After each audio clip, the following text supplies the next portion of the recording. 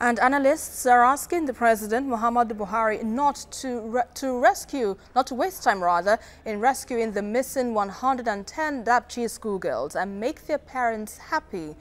Joining us now via Skype to discuss this is a member of the strategic team Bring Back Our Girls group, Bukky Shonibare. Good to have you with us on the News Hour. So let's begin with this now. Yeah, 3 weeks gone and the girls are yet to be found, as well as other Chibok girls that have been abducted in more than 4 years now. What are your thoughts on the level of government's commitment to rescue these abducted girls? Government's response to the issue of the Dapchi girls' abduction has been nothing but disappointing. And this is because we had Chibok to learn from. And we've said this over and over again, that Dapchi girls' abduction should not have happened because Chibok girls' issue happened. We should have actually learned from it. And learning from it means we should have put measures in place, proactive measures in place to ensure security and safety of schools and to put everything possible in communities as volatile as the Northeast region so that soft targets like young girls would not be taken again. But when we look at since 3 weeks now, today makes it exactly 21 days since the Dapchi girls were abducted, and 110 Dapchi girls plus 112 Chibok girls still missing. That is 222 school girls still missing.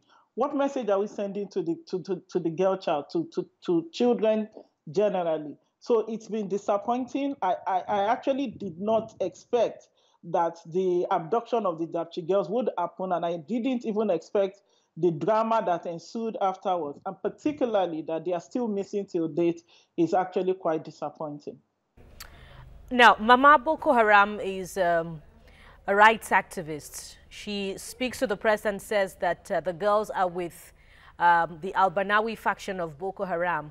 Now, the fact that we know that this faction is more moderate in its outlook to fighting insurgency, should it give us hope about the treatment of these girls and about a timely release of the girls?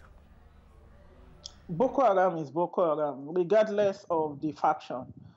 They carry out their activities through certain ideologies, and that ideologies requires violence. And we've seen that severally in their activities. We don't have empirical evidence, or government has not come out officially to say, oh, the Albanawi faction is more softer. So when we think that because they are with Albanawi and not Shekau, then they will get lesser treatment, that may not be proper. What we should be thinking that girls went to school, they were taken from their school without their consent, and anything they go through in the den of these savages will be very dehumanizing. One can only expect what would happen. So that they are with Albanawi and not with Shekau may not necessarily reduce that. However, government action and inaction has pointed to the fact that we expect prioritization. So whether they are with Albanawi or Shekau, we expect that government should do everything possible to make sure that they are brought back as soon as possible. I mean, not sleeping at night with your child and not having your child 1 minute close to you is only an idea as to what will be happening. We saw some of the parents, especially fathers, crying and wailing. One can only imagine the grief that they are going through. So whether Albanawi or Shekau, a sad one for parents there. Yeah, but let me quickly come here, Bukky. But these abductions, definitely in the Northeast has raised concerns about the girl-child education, because we have reports now that enrollment of girls into schools is at an all-time low, well, owing to fears of parents of what might happen if their girls would go back to school. What do you think will be the likely implication, knowing that girls are not given the right to education?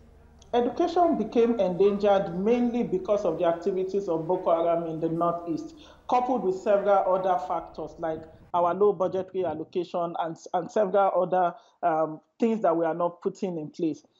Bear in mind that before Boko Haram became so brazen, we had this figure of 10.5 million children out of school in Nigeria.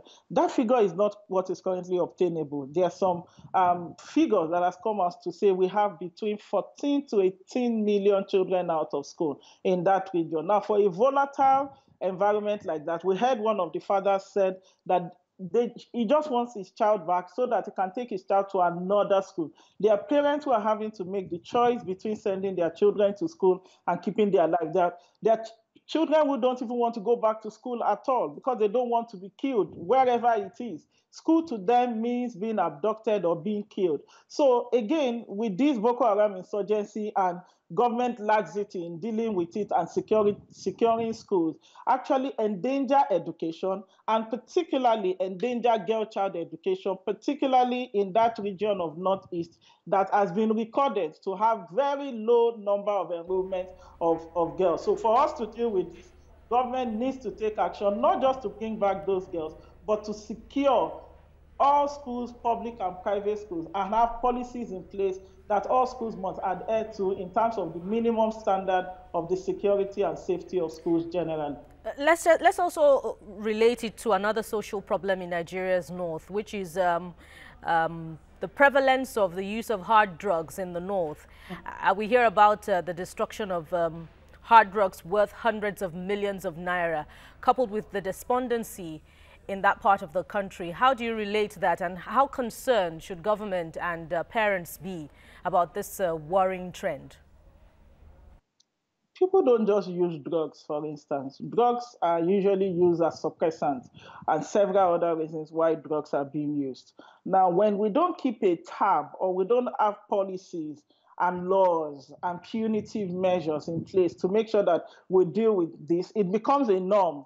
I went to some parts of particularly Kaduna, Kano, and some part of the north, and it's almost like a business, an open business for some of these drugs to be sold and used openly by young people.